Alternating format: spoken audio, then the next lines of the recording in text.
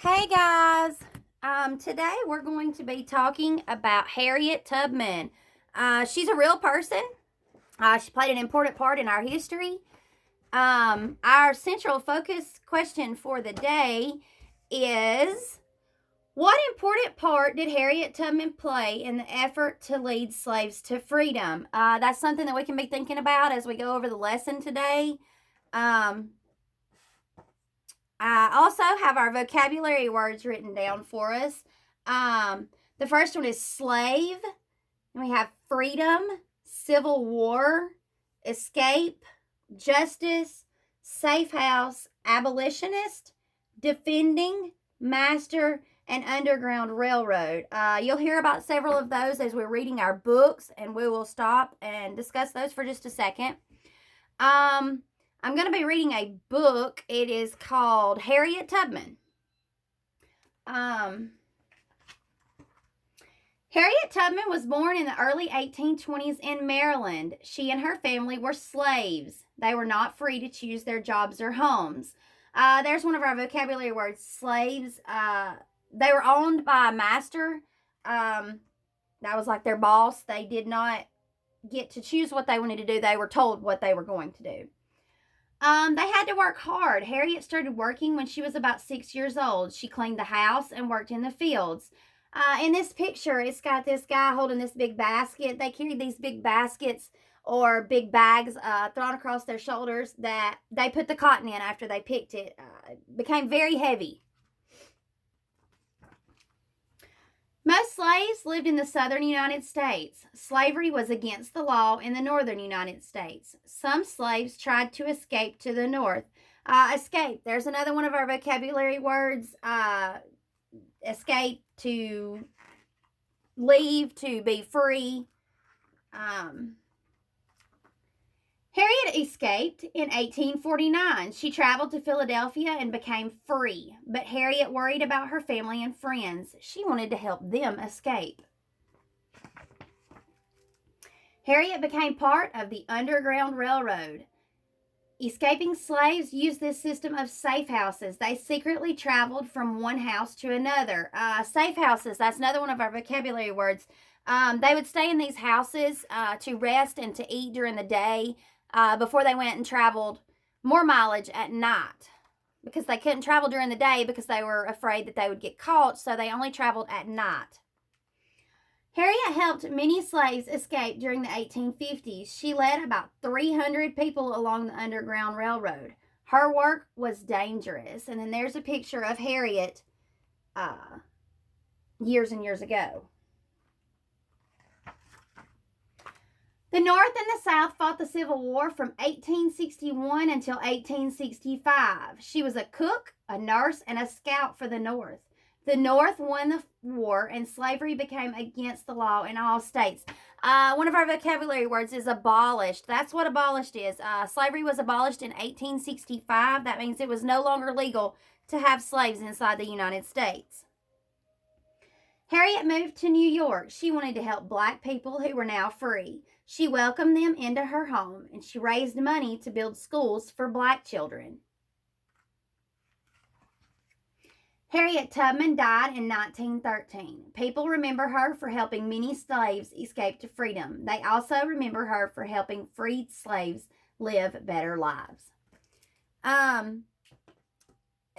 The book, it kind of goes by a timeline. It starts when she was born up until she died.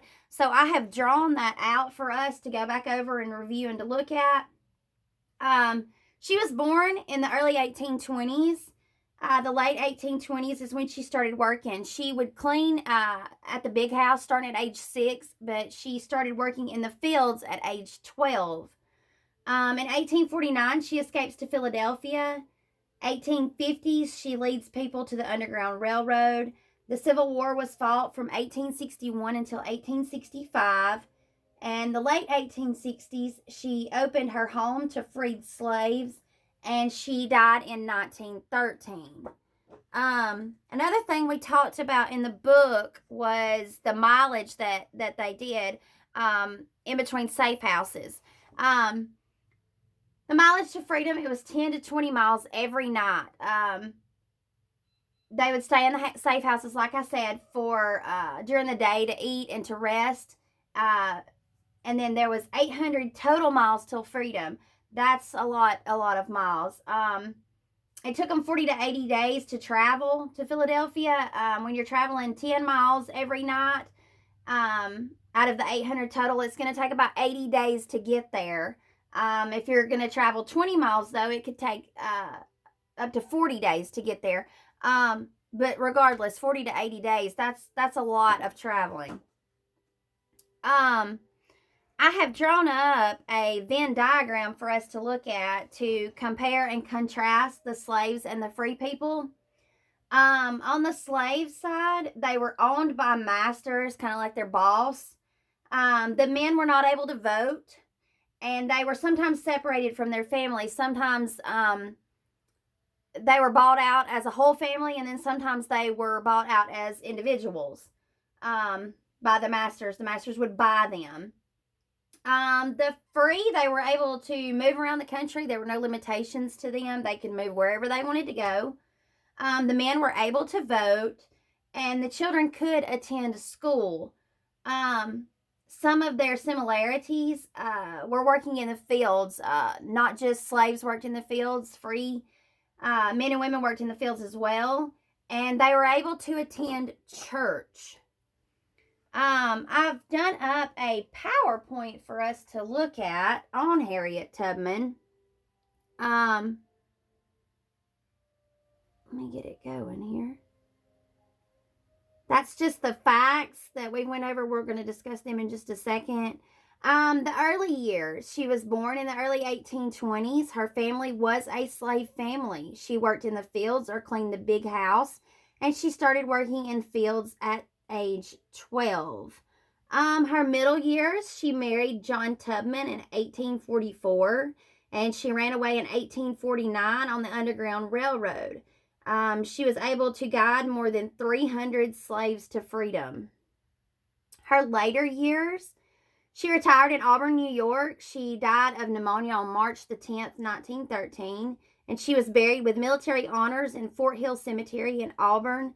And she's one of the most famous civilians in American history. And on this page, I've included a picture of her tombstone. On this slide, I have famous quotes that you can go back and look at. This one, though, stood out to me the most. It says, "If you hear the dogs, keep going. If you see the torches in the woods, keep going. If they're shouting after you, keep going. Don't ever stop. Keep going. If you want a taste of freedom, keep going." With that, it stood out because it doesn't matter what they came across, what kind of dangerous things they encountered on their journey to freedom. Her quote was to just keep going. I found that powerful. Additional resources, I've included some oral books that you can go back and look at and listen to. I've included one that is translated into Spanish. And then I've got some picture books that you can look at and see the life of Harriet Tubman in those.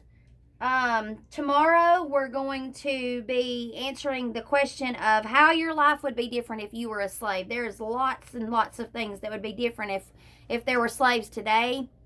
And we're also going to construct a timeline of Harriet Tubman's life. We'll review everything together, and we will do a timeline on that tomorrow.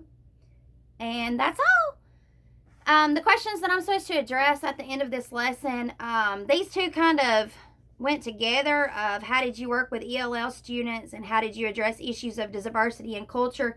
In the additional resources, I have some books that are I have a book that is translated that gives lots of facts, and I also have some oral books for the struggling readers. They can sit there and listen to those. I also have picture books that they could look at. The next question is, what did you do to include differentiation and mastery in this lesson?